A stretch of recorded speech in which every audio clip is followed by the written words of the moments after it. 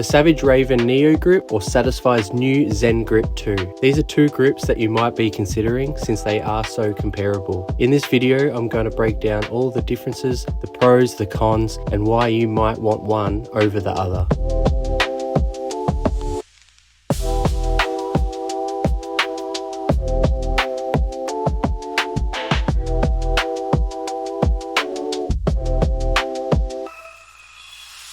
I've really been wanting to make this comparison video. I've also had a few comments asking about it. Like in my previous videos, I'll add timestamps if you want to skip ahead. But if this video helps you out in any way, click the like button and definitely comment any thoughts or other opinions or anything that I've missed down below. All the comments not only help share this video, but they also help others who are deciding on which grip to get. I'll start with the similarities, and honestly, there are more similarities between these grips than differences overall. These both slide onto the back of the Switch 2, both improve the ergonomics, and both of these have an option to purchase them with a carry case with cartridge storage.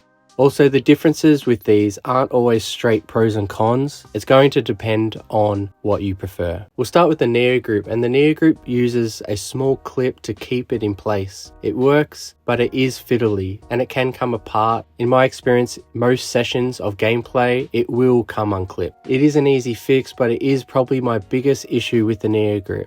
The previous model on the Switch 1, I felt the clip was perfect. It was a little bit hard to get out, but it just worked. This one is a little bit fiddly and just like I said, keeps coming apart. You could also lose these parts, especially if you're commuting.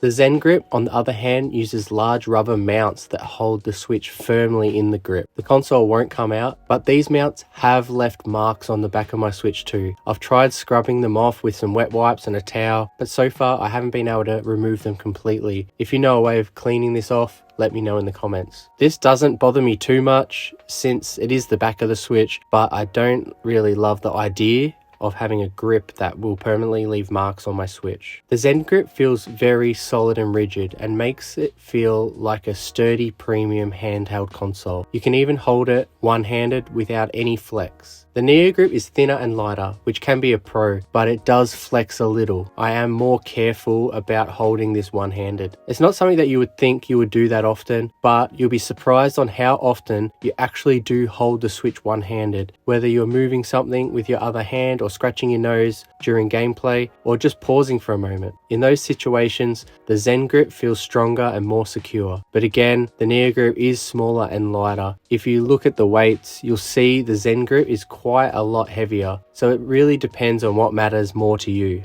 The grips or handles on the ZenGrip are almost twice the size of the NeoGrips.